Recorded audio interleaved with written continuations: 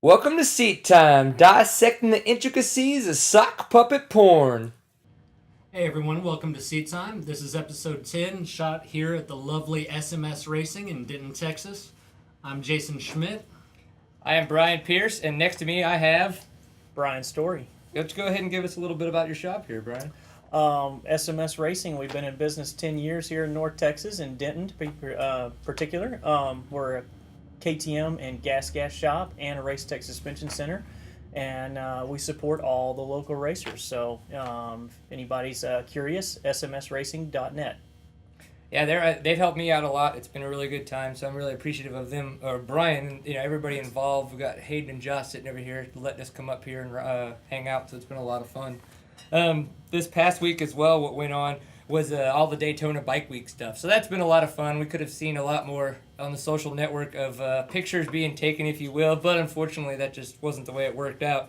But we did have a lot of racing involved. And one of those was the GNCC on Tuesday. We had at River Ranch in Florida, and Mullins walked away with first place. Brown was in second, and Chris Bach in third. To talk about the XC2, we had Stewart Baylor in first, Jason Thomas in second, and we had Robinson in third. I thought that Mullins pulled away a great win at the GNCC for sure. I thought that was really cool to see him beat Brown. Not that I don't like Brown, but Why, thank you. It was greatness. That was the 350's first official outing as the race bike for the factory KTM team as the primary bike, and went out with a win. So man, I couldn't ask for more as a KTM dealer. yeah. And even though Bach was not on a KTM, he was on a Beta. I thought it was really good to see him doing well. He's been in town actually. He was in town about 2 years ago, I think, and he did a couple local Toro races with us. He's a really cool dude from Indiana, and you could tell that he's putting in the time. He's been practicing, and it's been paying off. So it was really good to see him up top. Also last weekend we had the Alligator Enduro, won by Mike Lafferty, Russell Bobbitt in second, and Nick Aringer, Brett Favre in third. The big name that everyone had kind of been watching for throughout, which unfortunately didn't hit that top three because of some slight mechanical issues, was the big man David Knight. All of us obviously had been watching just about anything where his name popped up saying that he was going to be over here. Unfortunately, just wasn't in the cards this go round. Yeah, it's okay. It happened. I was going to go ahead and talk about the T-Sec race, but because of reasons that Haydn would love to tell you about, I didn't make it. But Brian Storrie did, and he placed really well, so we're going to let him just go ahead and break down the race for us. What was that excuse again? Why you didn't make it? It's a pretty good one. I could talk about what I did, but it's not that kind of show. So Okay. The T-Sec race was great fun. It was round 4 of T-Sec, Texas State Championship Enduro Circuit. It was Caprock Canyon, which is one of the traditional T-Sec races. Has been around forever. I've been running it since I was a little kid. It's a good fun race. It's not too technical. They had a monster turnout because they also combined with the Rocky Mountain Enduro Circuit every year. So they had over 400 riders, lots of competition in every class because of the two circuits together. It was a kind of a bummer. It was super dusty. They just have been, they just hadn't had any luck, and it's just hadn't had any rain at all up there forever. And but they've got awesome trails and good terrain, and it was fun. And you can't ever penalize a club or a promoter in your mind because it was because they didn't get rain or because they got too much rain. So it was. But it was a good fun race. They had the GP on Saturday like they always do. It's it's kind of the original in-town Grand Prix they've been doing forever. It used to be in Turkey, 10 miles down the road, and they moved it to Kittiquay a few years back. But anyway, it was great fun, big turnout. Everybody enjoyed it. awesome. Well, that's really good to hear. I really wish I could have made it. I actually was my wife had to drive down to Lower Greenville to pick me up because I was so intoxicated I could not get on public transportation safely. So that is not really my excuse, but that is what happened because of my earlier excuse that we still will not mention because Haydn hates me. But this weekend, guys that were actually being professional and athletic were the GNCC round 2 happened, and it was in Washington, Georgia. It's the Maxis General. It's always a really big race, always a lot of fun, and it seems to be really good for the off-road guys, the more specific East Coast guys that do the GNCCs. Paul Wibley walked away with first place in the XC1 class. Then we had Josh Strange, and Thad Duvall. In the XC2 class, we had Robinson, then Baylor, and then Jason Thomas. It seemed like a really good race. There was a lot of mud, there wasn't much dust, obviously, with all the mud that they had, but it was just really cool. I mean, it was a really gnarly race. Everything went back and forth. Something that doesn't typically happen is they had a train of guys right off the first lap. I mean, halfway through, it was, something, I don't see on a normal Saturday night, but it can be there in front of you. A train of guys. Yeah. I mean, No, he doesn't see it on Saturday nights because that's Thursday nights at Rivershawn Park. I hope you're not from Dallas. Yeah, exactly. He's got his Born to Cruise rest stops tattoo covered up right now. No, lizard. Yeah, the overall results right now for the for GNCC, XC1 class first place is Mullins with 45, Strangs in second with 43, and Whibley in third with 42. XC2, you've got Baylor in first with 55. Second place, Jesse Robinson with 51 points. It's sad when you think of a joke that you just don't think you should make. And Thomas in third with 46. And you actually know somebody that was kicking it there this weekend, don't you? Yeah, there's a young lady named Ashley Crouch, Texas girl, happens to be dating young man that lives in my house. So, can't get rid of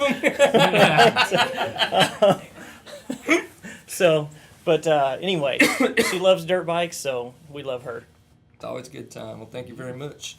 All right.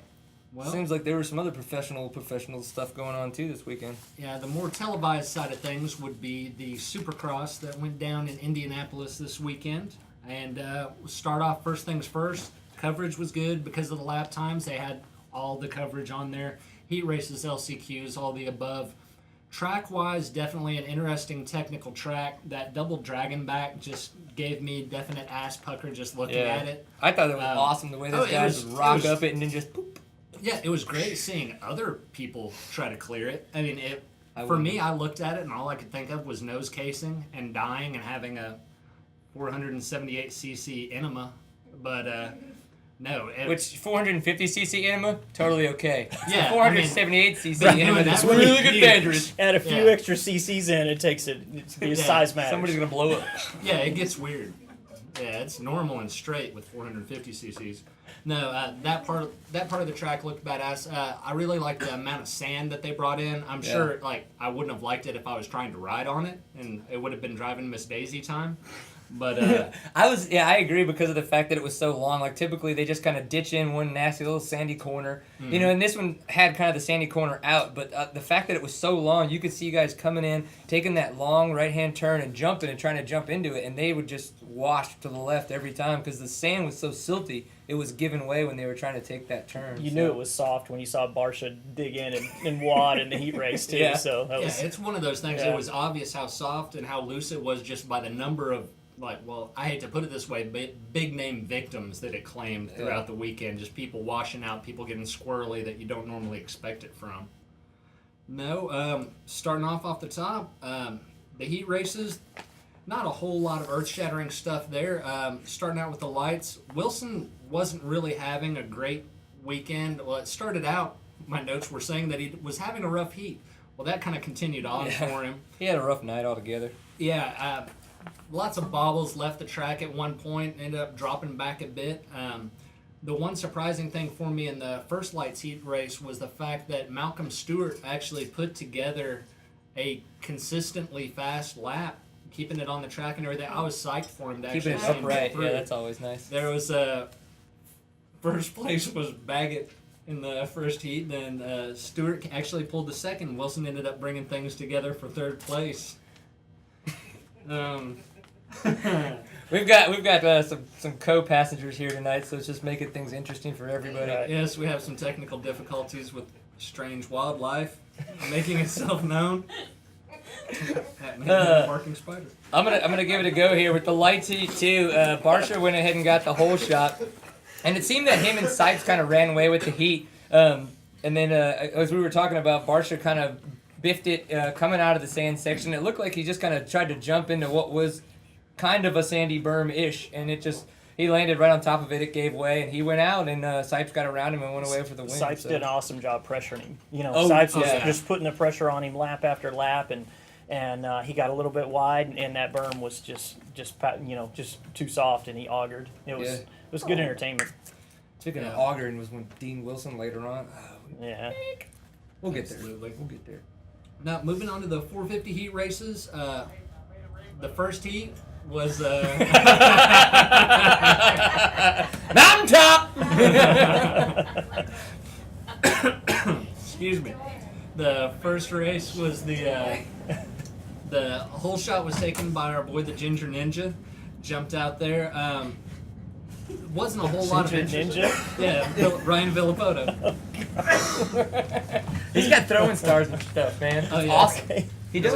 We're actually still working on that advertising material for Yeah, him. we're trying to Okay, market. yeah. Throwing stars. Yeah, we're trying to market nunchucks and throwing stars for him. Possibly a really kick-ass bow staff. No, Pretty there kick-ass. wasn't a lot because Villapoto ran away with it. Wyndham, always great to see him up there in second, and Reed coming in third. The second heat, Stewart came out strong, pretty uneventful as well. Ended up taking it all the way to a first. Kennard in second, who was surprisingly absent for a lot of the rest of the weekend's activities for the later races, and Brayton coming in third. Yeah, it's kind of good to see the JGR guys still, still pushing it, but kind of interesting that Brayton, Millsaps and Brayton seem kind of inconsistent, but I don't race at that level, so I have no. I mean, Millsap seems like he's been getting better every week. I mean, he's been getting up there in the top 5 a lot lately. Yeah. And Brayton seemed to be the faster one at the beginning of the year, and then Brayton's kind of been, out of the picture the last few races. So, but he was back up there this weekend. Yeah, there's definitely been an ebb and flow between the two of them. I'm sure JGR is hoping that, hey, maybe y'all could do something kick-ass, like both run strong this weekend and have that consistency. Maybe make a podium. Yeah, exactly. There's this little box, has 3 little steps. Mix Find it your in. way on it, yeah. There's been a bunch of other guys up there. Maybe y'all should try it. Yeah, exactly. No, going on to the mains, Baggett had the whole shot in the lights main. Like I was saying before, Wilson's night didn't exactly get any better for him. Washed out his front wheel at one point. It was just that digger we mentioned a little bit earlier that he took in Yeah. the sand. That was a Yeah. serious digger, man. His front end just disappeared in there and just up and over, man. It was pretty interesting. Same kind of thing. I mean, Sipes pressured Baggett into making that mistake, and he clipped a tough block on the takeoff, and that tough block flipped over in front of Barsha, and I thought Barsha was going to eat it for sure, but he checked up in time just barely. But Scooby-Doo still, made it it was through, man. good stuff there. Yeah, and talking about pressuring back and forth after the fact, when it was Barsha and Sipes going at it, Barsha was pushing so hard to put that block in on him some of those turns, and it was almost like, well, being redundant, he was pushing too hard. Instead of just applying that pressure, getting down to the last couple laps, he was trying to force that wheel in so hard. He just couldn't seem to make it happen. And he does that bounce it off the Reblimmer thing on every jump, and Sipes did an awesome job of totally ignoring Yeah, that. no, Yeah, And he just tuned him just out. pounding out the laps and knocking it out. Yeah, I think they replayed that a couple times just for Jeff Emig to make the point of the fact that it was like, listen, seriously, when he goes over that, he just Right, and just and just you got to tune that crap out and just pound out the laps. They're professionals. Just forget that crap and just ride. well, some of them act like professionals. Yeah. There's a couple of professionals. So 1 or 2 out there. Yeah, and we're not any of them, unfortunately. Yeah. The main ended clearly up, not us. But Yeah. These are what we like to call the cheap seats. No, Sipes ended These up were the taking best ones lead. always. these are awesome. Actually, no, these Love chairs these are- You got- seats. Chairs are They have tables. Yeah, you have your faux marble on the side and a cup holder. That's quartz, What? man. What are you talking about? Oh yeah, Faux exactly. marble. Okay, it's Quartz. probably marble. Yeah. Well, Sipes Don't ended wanna up taking oversell the win. Barsha in second, and Baggett pulled third. That means the overall East series right now: Barsha's in first, Baggett in second, down 6 points. Sipes is in third, down 12. Wilson's in fourth, down 16, and Wharton back in fifth place, down 26. And that leads us on to the 450 main. Yeah. And Villapoto getting the whole shot. Reed kind of taking over right there. Was it in like the first or second lap? But it seemed that the Ginger Ninja took it back pretty quick. Oh, so. yeah, he had his throwing stars out, and he took Reed back into his place real quick. Stewart, right off the line, wasn't doing so hot. Last? Got a really, well, yeah.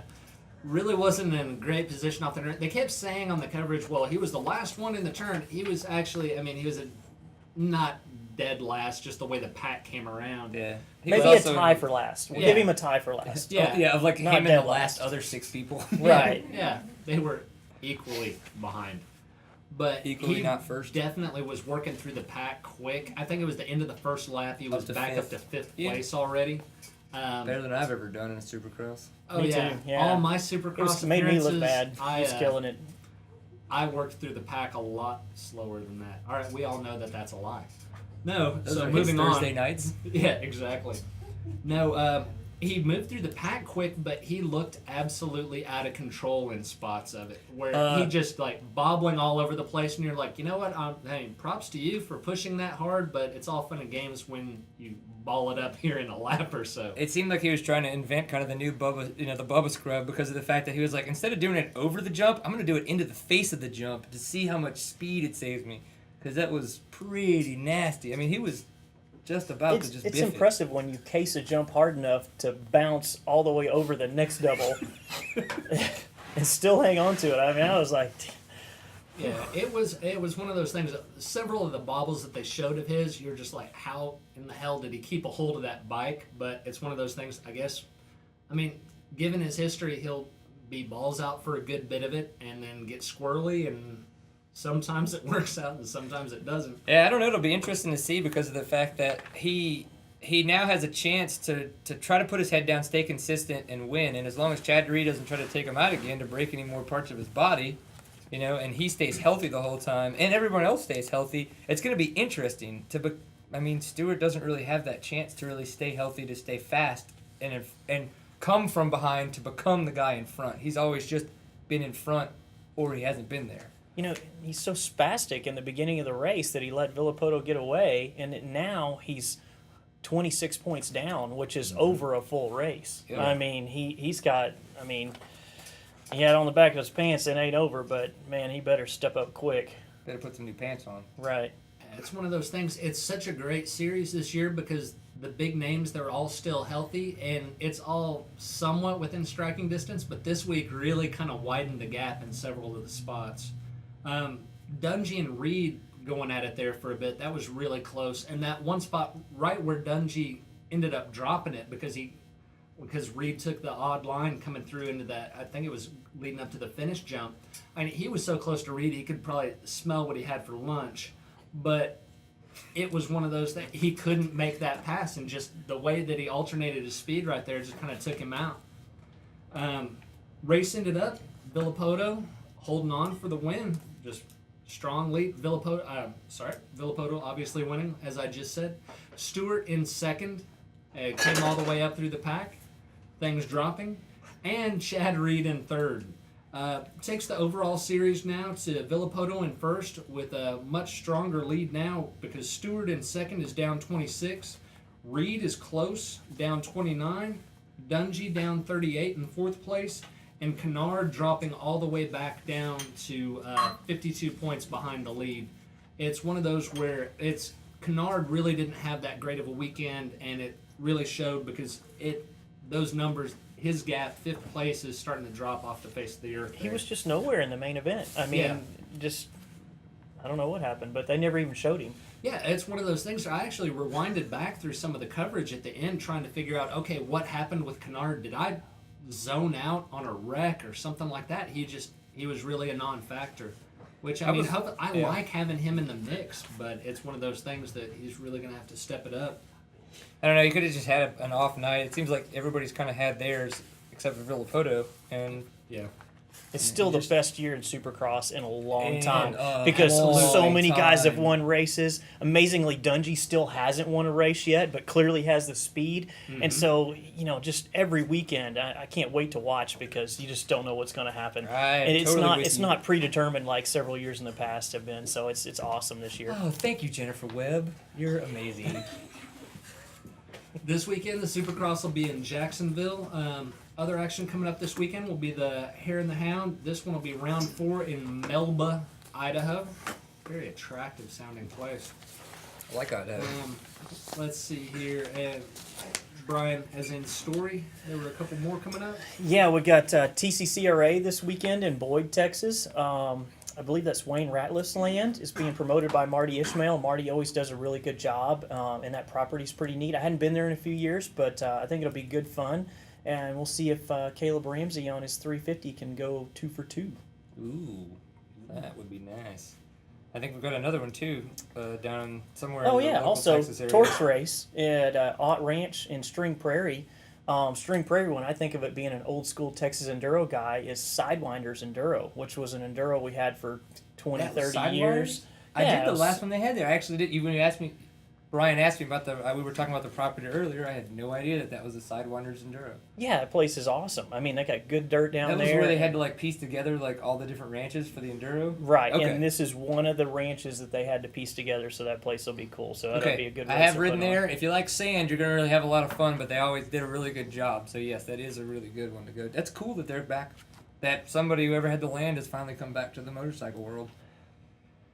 So, in case you're looking to get outside of Texas and do a little bit of enduro racing, the National Enduro Circuit, the second round is going to be this weekend in Forest Hill, Louisiana. This is actually where I grew up riding. So if you're into having a tight, technical, good time, this is the place to do it. The piney woods there will definitely test your ability to weave and move between the trees. One of the things I wanted to say is that it's good to see Cole back on the bike. He's been really healthy, Cole Kirkpatrick. And he's coming back. Because of his shoulder injury, he couldn't make it to the first round. But he did win at TSEC this past weekend at Cap Rock, and he's looking to bring that kind of momentum into this weekend. There are guys historically that in the technical tight woods do better than Cole. But everybody's been doing a lot of good. Names have come out of nowhere in the past couple of years from the National Enduro Circuit since the momentum's been moving up with them. So I think it's going to be a good weekend, and then it's going to be interesting to see how it plays out, to say the least. All right. Well, as I keep continuing to act like I have notes to read, I'm gonna figure out a way to wind this up. Seriously, it has been awesome. We have done a lot tonight. I can't even tell you how much beer we had to drink and how many times we had to go to the store to do it, but it's been kind of fun. Not Brian. Brian would never do that. No. Upstanding citizen. And Brian, if you'd like to take a second to thank your sponsors. Yeah, absolutely. We here at SMS Racing, we have a lot of sponsors we do work with.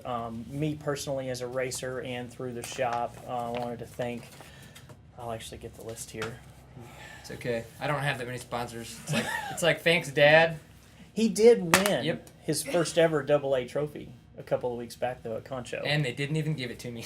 And it was also the first race I've been to that didn't give away AA trophies, so he actually didn't get it. That's okay. It's probably the only one I'll ever not actually go home with. So First of all, I'd like to thank Mike Cross. He is my wife's wine sponsor, so he takes care of her. thanks for taking care of her so she can take care of him. Right, some of the other ladies are partaking in that tonight, so appreciate that, Mike.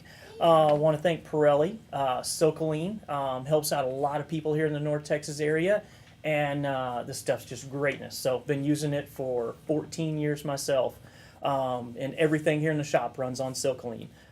Fox and Shift, and Cycle Clean, and Renthal. So all those are good buddies of ours that do a good job of taking care of us here at SMS Racing. Nice. It's always good stuff.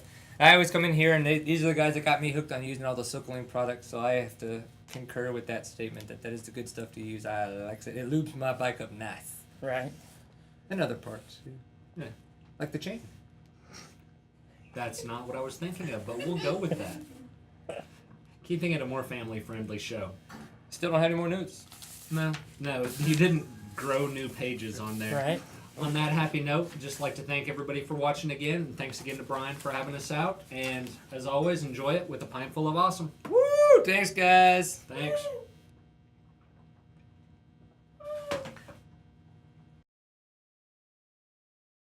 Do it.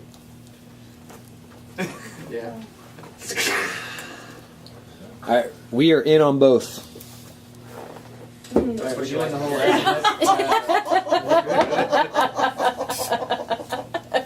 Take that to mean what it is. I didn't even hear it. We're in on both. In on both. Yeah, it's my kind of woman. Oh. All right, Jen. Hey, where's the name? Julie, Sean.